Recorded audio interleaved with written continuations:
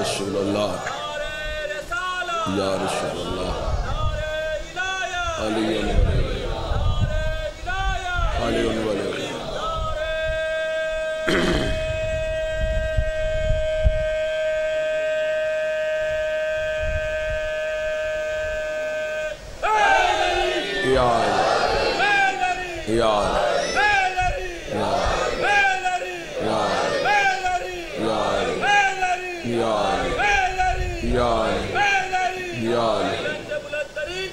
अल्लाहुम्मा सल्लि अला मुहम्मद व अला मुहम्मद।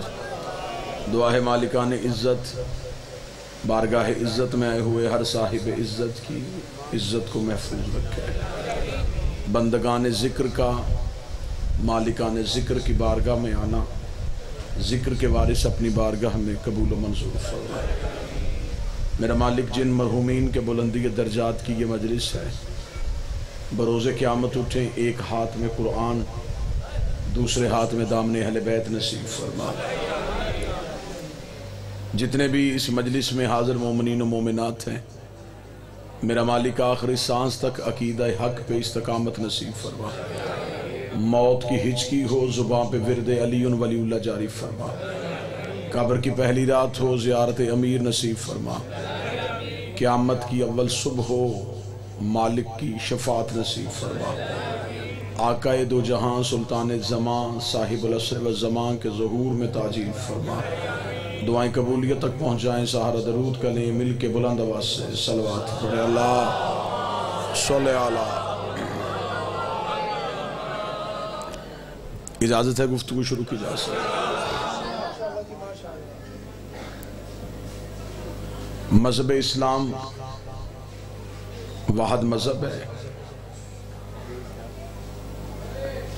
जिसको इतना ख़तरा बैरूनी ताकतों से नहीं जितना ख़तरा अंदरूनी ताकतों से। इस्लाम एक आला तरीन मज़हब जो बदतरीन साजिशों का शिकार हो गया।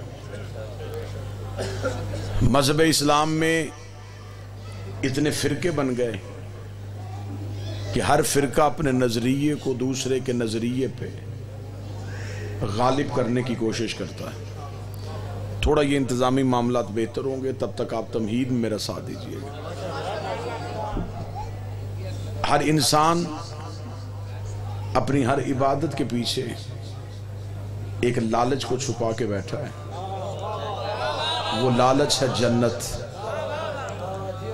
नमाजें पढ़ो ताकि जन्नत मिले, रोज़े रखो ताकि जन्नत मिले।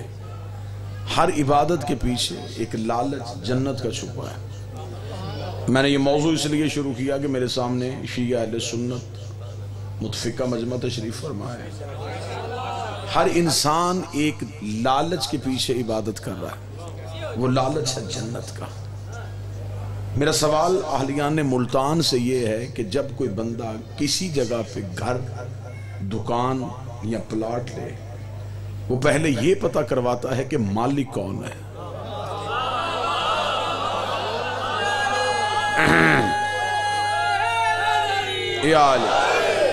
सौदा हमेशा मालिक से होता है। मेरी समझ में आज तक उम्मत मुसलमान का ये फैसला नहीं आया कि इतने सालों से मुसलमान एक दूसरे से लड़ रहे हैं जन्नत के लालच में, लेकिन ये कोई भी नहीं पूछ रहा कि जन्नत का मालिक कौन है।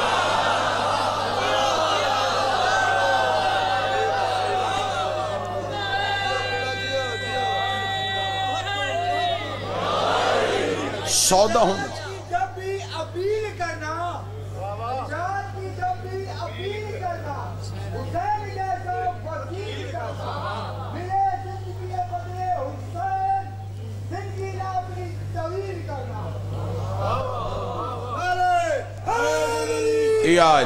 मुतवज्जे हैं साहब।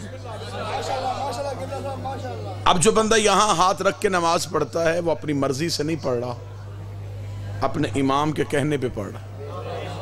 जो करीब बैठे कि मेरा साथ देते जाइए। जो हाथ बांध के पढ़ रहा है वो अपनी मर्जी से नहीं पढ़ रहा, इमाम के कहने पे। जिसने हाथ खोले हैं मर्जी उसकी भी अपनी कोई नहीं, उसने भी इमाम के कहने पे। लिहाजा अब ये बहस हमें खत्म करनी चाहिए कि किसकी नमाज गलत है, किसकी नमाज ठीक है, किसका वजू गलत है, किसका वजू ठीक है। पहले किसी जगह पे बैठ के ये तय करना चाहिए इमाम किसका ठीक है।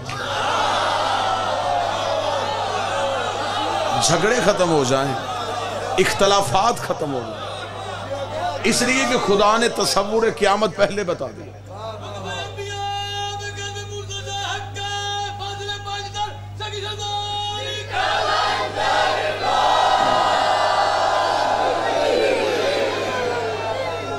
खुदा ने तसव्वुर क़यामत बड़ा खोल के बयान कर दिया। खुदा ने कहा कि मैंने क़यामत वाले दिन तुम्हें तुम्हारे अमाल से पहले तुम्हारे इमाम बुलाने हैं। आगे इमाम होगा, पीछे मानने वाले होंगे। अगर इमाम जन्नती हुआ तो मानने वाले भी जन्नती, अगर इमाम जहन्नमी हुआ तो मानने वाले भी जहन्नमी। दुनिया परेशान हो सकती है, वहाद मकतब जाफरिया है, ये मुतमईन होकर सो जाते हैं। हमें पता है हमारा इमाम सिर्फ जन्नती नहीं, जन्नत का मालिक भी है। हमने सिर्फ खुल्द में रहने वाले को नहीं माना, हमने जन्नत में लेके जाने वाले को माना। ले जी, मौजू की तमहीद मुकम्मल हो गई। अब 2-4 मारूजात पेश करूं और आपका सलाम हो।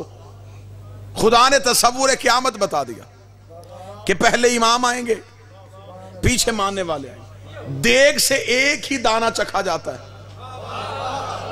वो पूरी देग का जायका बता दे। इमाम ही बता देगा कि मानने वाले कैसे।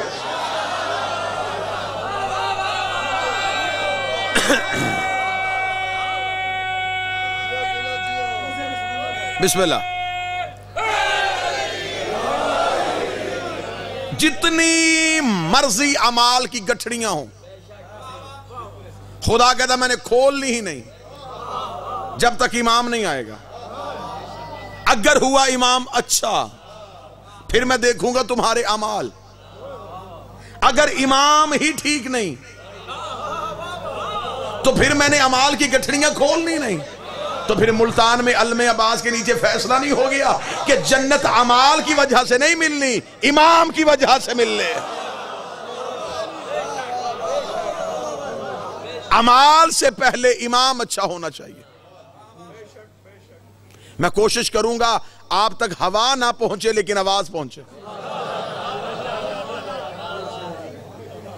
आवाज तो मैं आप तक पहुंचा सकता, जो चीज मेरे बस में है वो मैं कोशिश करूंगा कि उससे आप बहरामंद होते रहे। आइए कुरान से पूछते हैं कि अगर इमाम अच्छा हो और मानने वाला हो गुनहगार, तो क्या गुजारा हो सकता है?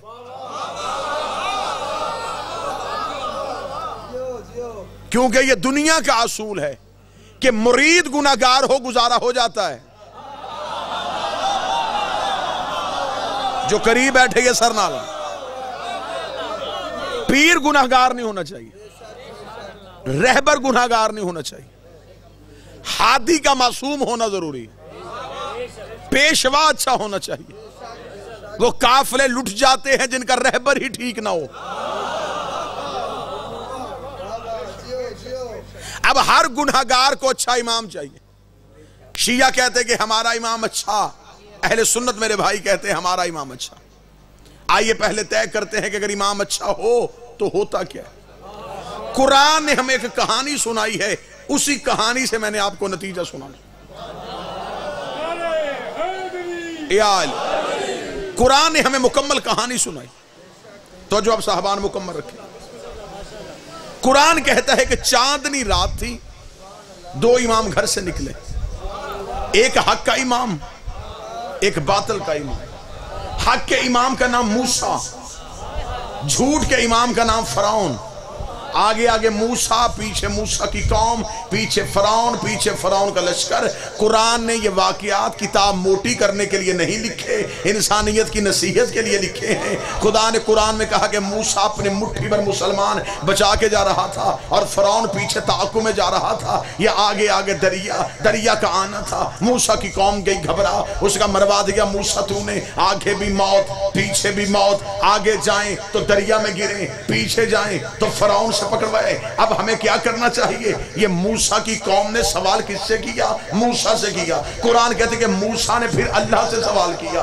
खुदा ने ये कहानी बना के तरीका बताया है कि तरीका यही होता है, उम्मत हुज्जत से मांगती है, हुज्जत अल्लाह से मांगती है। मानने वाले हुज्जत से मांगते हैं, हुज्जत फिर खुदा से मांगती है। मानने वालों ने कहा मूसा क्या करना चाहिए? इतना कहना था, खुदा की आवाज़, मूसा घबराना, हमने तुझे असा मोर्चे पे दिया है, इस असा को दरिया पे मार। कुरान कहता मूसा ने असा को दरिया पे मारा, दरिया नील की लहरें फट गई, दरिया में रास्ता बन गया, दरिया में रास्ता बन गया। एक कबीले थे पीछे 12 कबीलों में आपस में बहस हो गई, पहले हम गुजरेंगे, पहले हम गुजरेंगे, पहले हम गुजरेंगे। जब 12 के 12 कबीलों की जंग छिड़ी तो आवाज से कुदरत आई, मूसा घबराना, हमने तुझे असा मोर्चे में दिया है, दोबारा असा को दरिया पे मार। कुरान कहता दोबारा असा को दरिया पे मारा, रास्ते बन गए 12, रास्ते बन गए 12, रास्ते बन गए 12। जो चुप बैठे हैं इधर उधर के ध्यान में, न 3 बने न 13 बने, रास्ते हो गए 12, क्योंकि हदायत के रास्ते होते ही 12 है, नजात के रास्ते होते ही 12 है। मूसा अपनी कौम को लेके 12 रास्तों से पार चला गया। शिया सुनियो, मैंने कहानी कुरान से सुनाई है। अल्लाह ने एक मासूम की ताकत बताई है कि एक मासूम में इतनी ताकत है कि वो 12 कौमें पार करवा देता है। 12 मासूमों में इतनी ताकत नहीं कि वो एक कौम का पार। अगर एक मासूम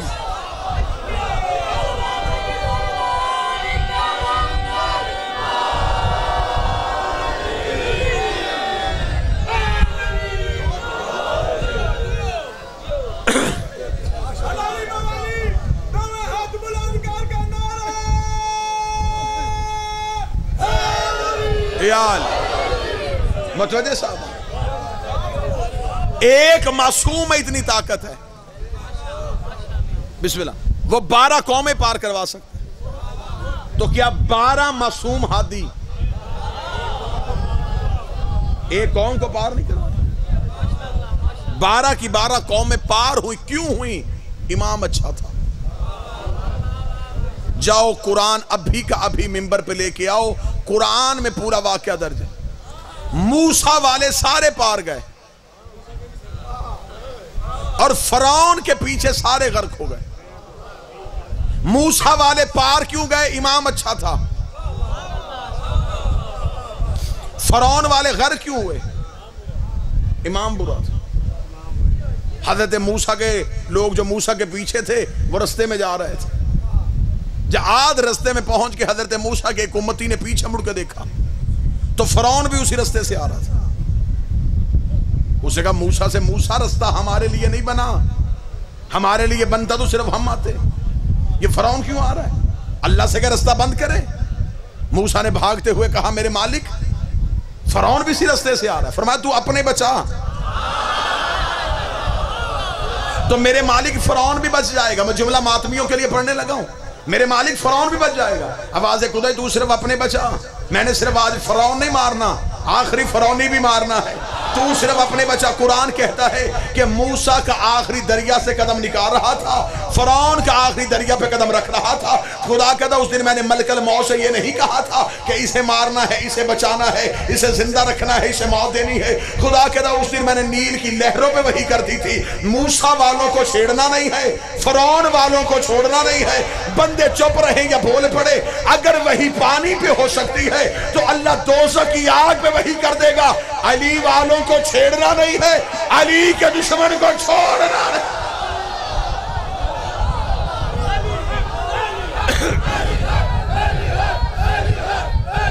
सारे बोल मिल के हाथ उठा के हैदरिया। मूसा वाले बिस्मिल्लाह।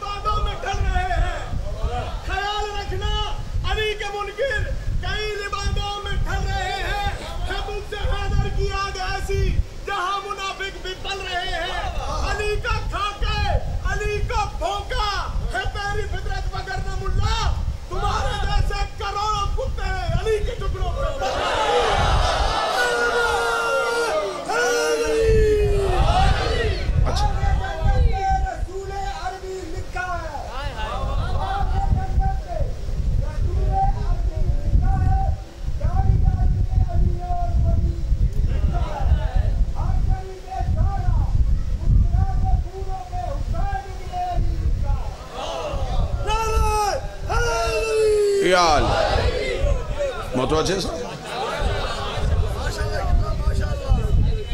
अब मुझे जो कहा गया है मैं वैसा पढ़ रहा हूँ। हाँ, कोशिश कीजिए कि मेरा ट्रैक चेंज ना हो जाए। मैं एक मुश्तरका सी मजलिस आपको सुनाना चाहता हूँ, अहले सुन्नत भाइयों को पेश लगा। मूसा वाले सारे पार क्यों गए? फरौन वाले सारे गर्क अमाल की वजह से नहीं, इमाम की।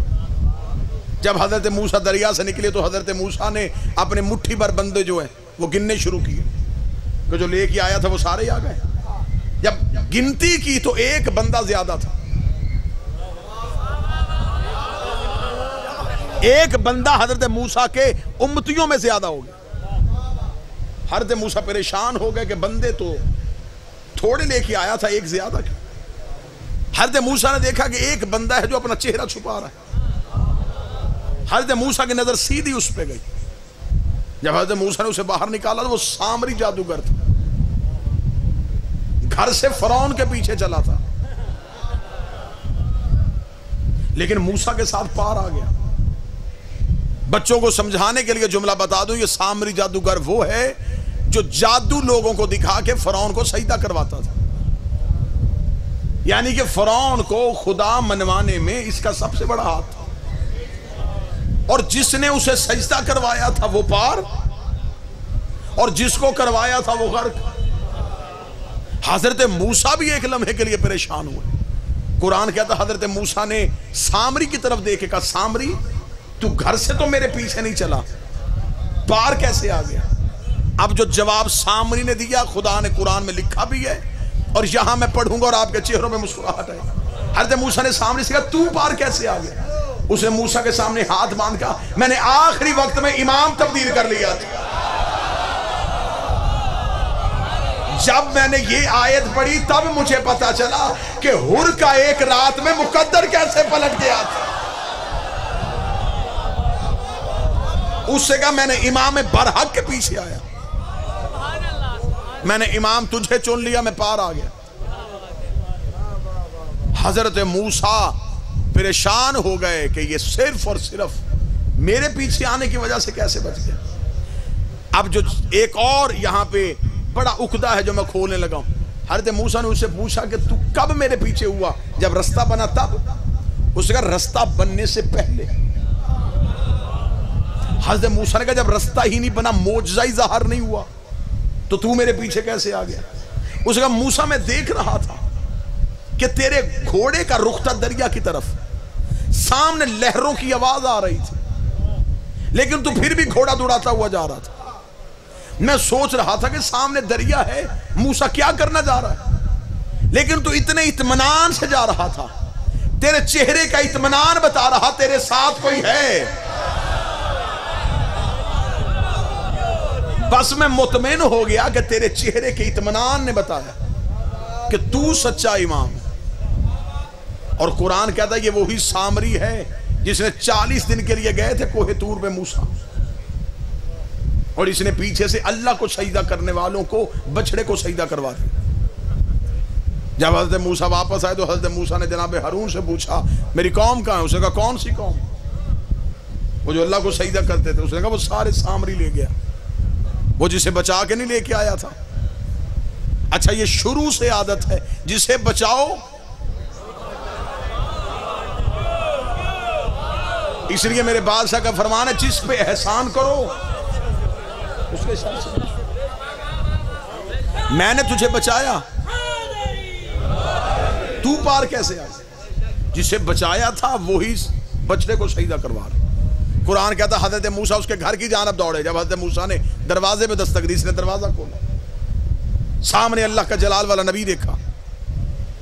हजरत मूसा ने कहा बता अल्लाह को सजदा करने वालों को बछड़े को सजदा क्यों करवाया, और बता वो तेरा बछड़ा कहां है जो तेरे कहने पे बोलता है। ये गया, इसने कपड़े में लपेटा हुआ बछड़ा ला के हजरत मूसा के सामने रखा। हजरत मूसा ने कहा मेरे सामने इसे बुलवा,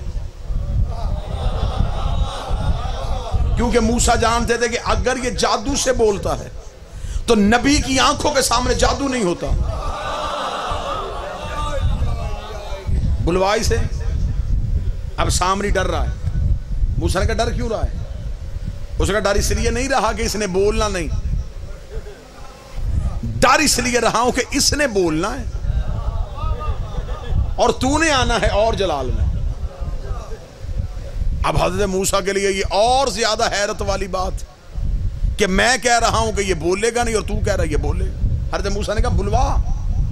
कुरान कहता है इसने इशारा किया और बछड़ा बोल पड़ा। बछड़ा बोला, हजरत मूसा आपसे ज्यादा चुप हो गए। हजरत मूसा ने अंगुश बदंदा होकर कहा फमा खातबकुम या सामरी, सामरी तूने इसे कैसे बुलाया? अब जिस बंदे के सीने पे मातम का निशान है वो जुमले को लुत्फ लेगा।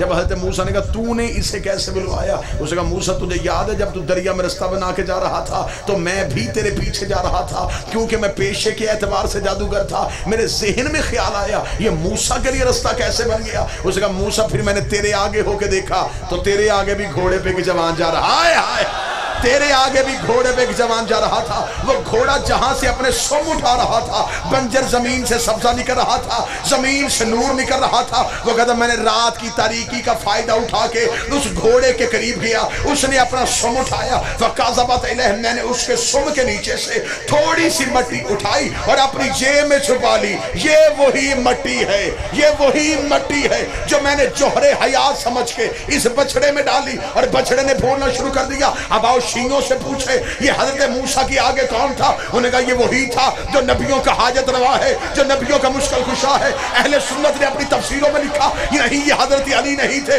ये तो जनाब जबरील थे जो हजरत मूसा को रास्ता दिखा रहे थे। चल मैं शींगों की नहीं मानता, अपने सुन्नी भाइयों की मान लेता हूं। ये जनाब जबरील थे। मुझे बता जबरील है कौन? अली का शागिर्द, हसनैन का दर्जी, बतूल का नौकर, जिसके नौकर के घोड़े के सुम में इतनी ताकत है, उसके बेटे के जुल्जना में कितनी।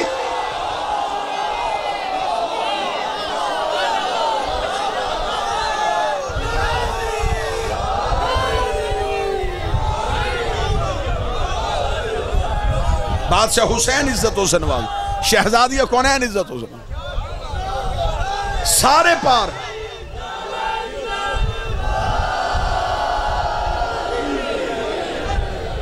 सारे पार गए। इमाम अच्छा था, लिहाजा फैसला है इमामत पे। कब्रें खराब ना करना, कब्र को दोसख ना बनाना। 4 शीयों की जिद में अली छोड़ देना अकलमंदी नहीं।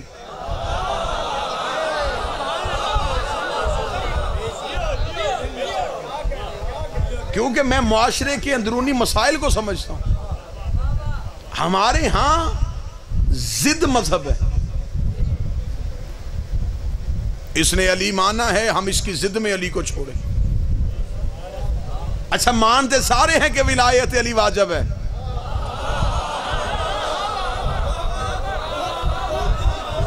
इनकार जिद पे किए जा रहे हैं। बस एक जिद बन गई है, मातमी कह रहे हैं वाजिब है, हम कहेंगे वाजिब नहीं। चलें अगर मुल्तान में ये मजमा मुझे इजाजत दे तो ये झगड़ा खत्म ही ना करें, इस बहस को खत्म ही कर देते। इस सवाल की हमेशा के लिए गर्दन दबा देते।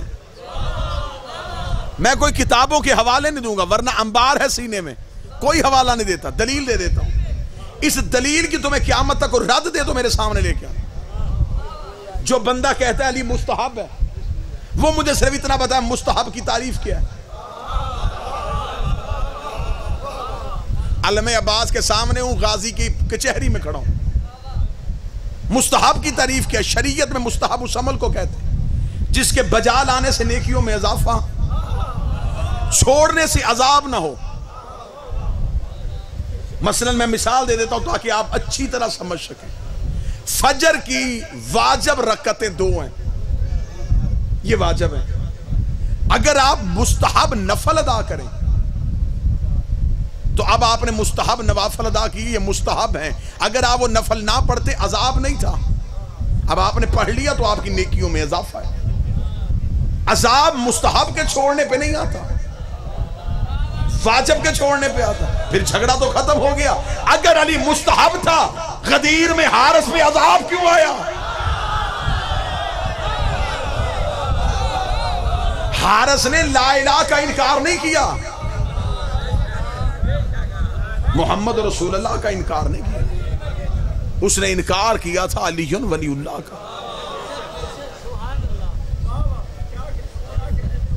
विलायत अमीरुल मोमिनीन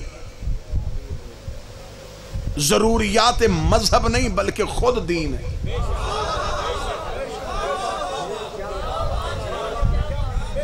मैं अगली सतर मातमियों के लिए कह देता हूं, जो बंदे कहते हैं वाजिब है, मुस्तहब है, मुब्तिल है, ये सारे फिका के लफ्ज हैं। अली मोहताज फिका नहीं, अली माल के फिका है। अब मैं बड़ा खूबसूरत एक जुमला देने लगा हूं यहां पे, अलीयुन वलीउल्लाह वाजिब या मुस्तहब का नाम नहीं, अजर रिसालत की अदायगी का नाम है।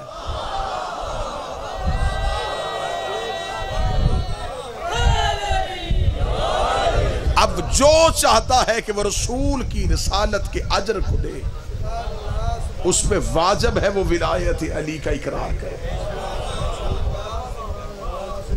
जितने मेरे अहले सुन्नत भाई बैठे हैं, हमारा कोई झगड़ा नहीं है, लेकिन हम आपको लम्हा फिक्रिया दे रहे हैं। एक लम्हे के लिए जरूर सोचिएगा कि क़यामत को जिस इमाम के पीछे उठना है,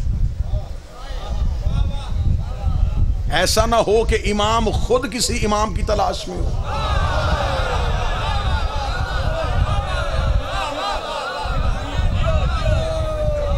आप जिंदगी गुजार दें इमाम के पीछे, वो इमाम खुद इमाम ढूंढ रहा हो।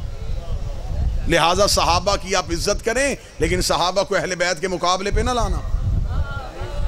सहाबी जन्नत में जा सकता है, ले जा नहीं सकता। सहाबी कौसर पी सकता है,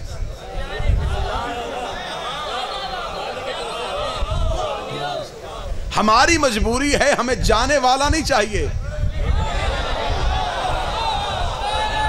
ले जाने वाला चाहिए। कूफे में एक बंदे ने आके मौला अमीरुल मोमिनीन के कदमों में बैठ के पूछा, उसने कहा या अली, अगर हम आपको मैदान क़यामत में ढूंढना चाहें तो आप कहां मिलेंगे?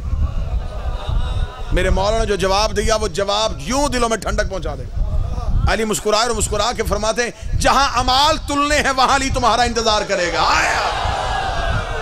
वाह या अली, जहां अमाल तुलने हैं वहां मैं अली तुम्हारा इंतजार करूंगा। उसने कहा अच्छा मौला, अगर वहां तक पहुंच गए तो कोई निशानी बताइए। आप दाएं खड़े होंगे, बाएं खड़े होंगे, तख्त पे होंगे, ताज पहने होंगे, पर्दे के पीछे होंगे, इसी चेहरे के साथ होंगे या किसी और चेहरे के साथ होंगे? इमाम मुस्कुराए, मुस्कुरा के फरमाया ढूंढने की जरूरत ही नहीं, दाएं बाएं देखना ही नहीं पड़ेगा। अना साहिबुल मिज़ार, तराजू ही अली के हाथ में होगा, तोल ही अली रहा होगा। इतना जुमला कहना था, बंदा परेशान हो गया। उसका मौला, अगर आप तोल रहे होंगे तो फिर आप हमारी मोहब्बत देखेंगे या वहां अदल करेंगे? अगर हमारी नेकियां कम हो गई तो फिर हमारी मोहब्बत का क्या बनेगा? मौला ने फरमाया अकीदा ठीक रखना, रह गई अमाल में कजी कमी, उसे हम ऐसे पूरी कर देंगे जब फरिश्ते एक पलड़े में गुनाह रखेंगे, एक में नेकियां रखेंगे। अगर गुनाहों का पलड़ा वजनी हो गया तो हम फरिश्तों से कहेंगे एक पलड़े में इसके गुनाह रखो, दूसरे में हमारी विला रखो।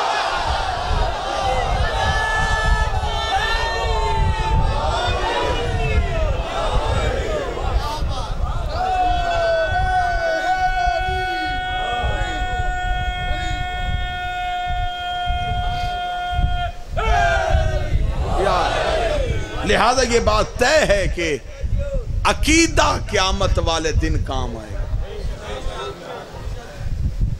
खुदा ने कब्र में भी जो सवार रखे हैं वो अकीदे के रखे। लिहाजा अमाल बेहतर करना चाहते हो तो पहले अकीदा बेहतर करो। अगर खुदा ने सिर्फ अमलों की वजह से जन्नत देनी होती तो पहले उम्मीदवार का नाम इब्लीस होता।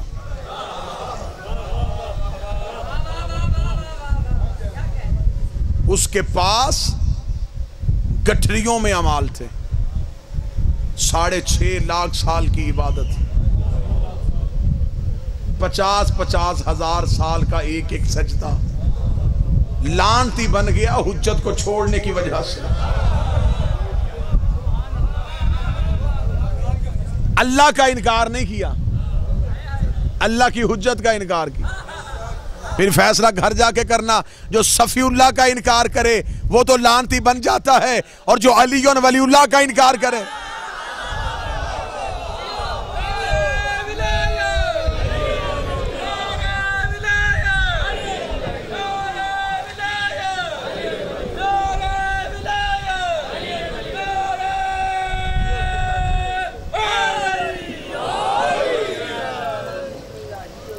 कोशिश करना जिंदगी में विलायत अली को एक लम्हे के लिए भी न छोड़।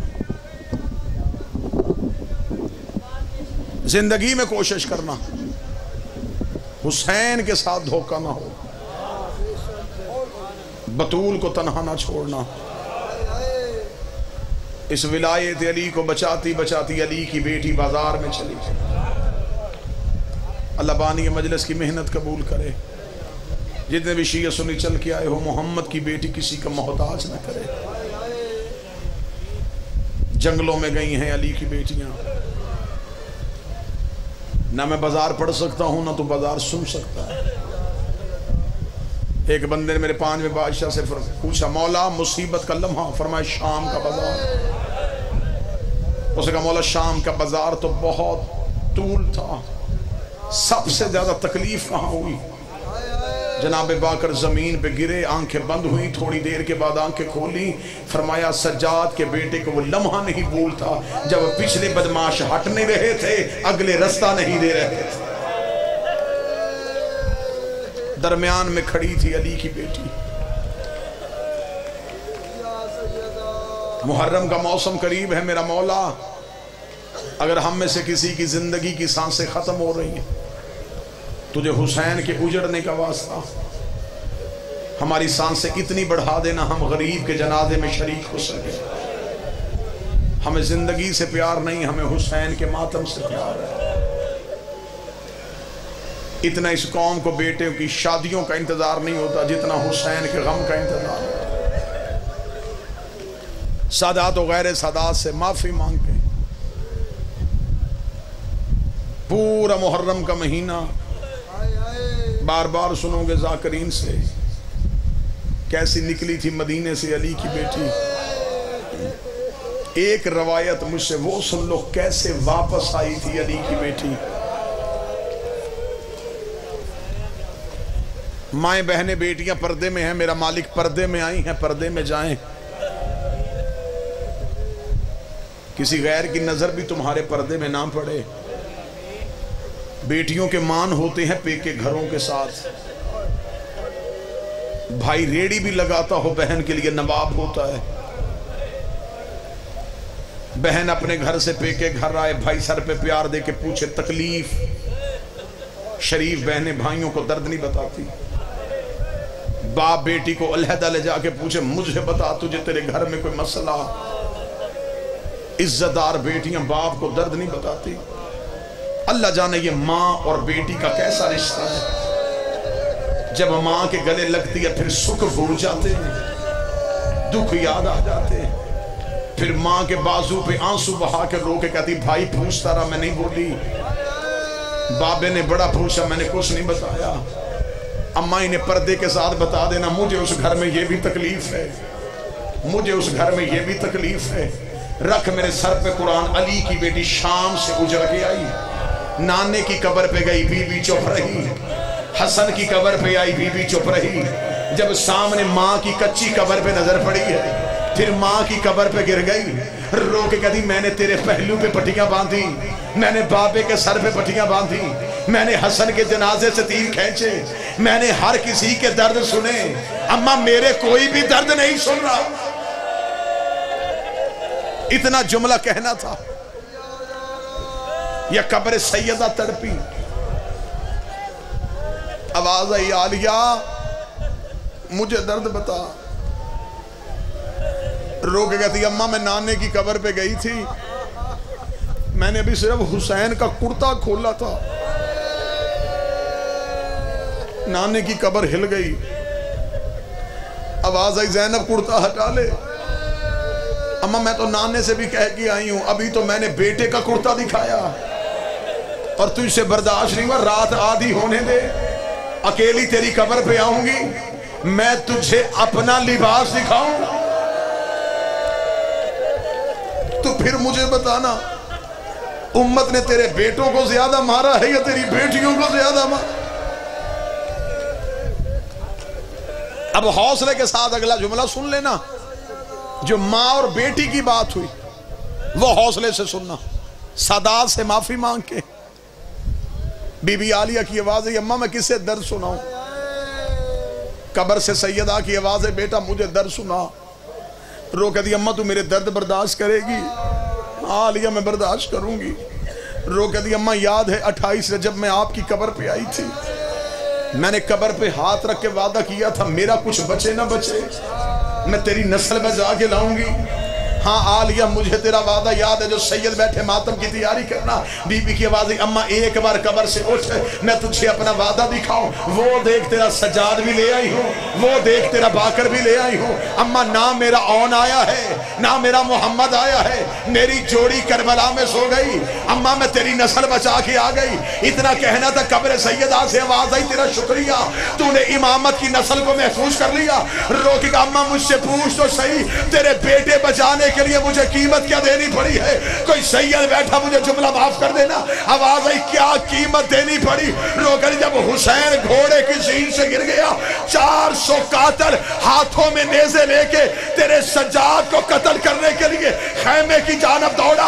अम्मा मैं खैमे का पहरा दे रही थी, अम्मा मैंने सकीना को गर्म रेत पे लिटाया, अम्मा मैं जलते हुए खैमे के अंदर गई, अम्मा मैंने सज्जाद को पुष्प पे उठाया, 400 बंदा मेरे पीछे दौड़ा। अम्मा कोई दाएं से नेजा मारता, मैं सज्जाद बचा के बाजू आगे करती, कोई बाएं से नेजा मारता, मैं पहलू आगे करती। सज्जाद बच गया, मेरा सर जख्मी, मेरे बाजू जख्मी, मेरा पहलू जख्मी। अल्लाह लानतुल्लाह अलल कौम ज़ालिमीन व सय्यद।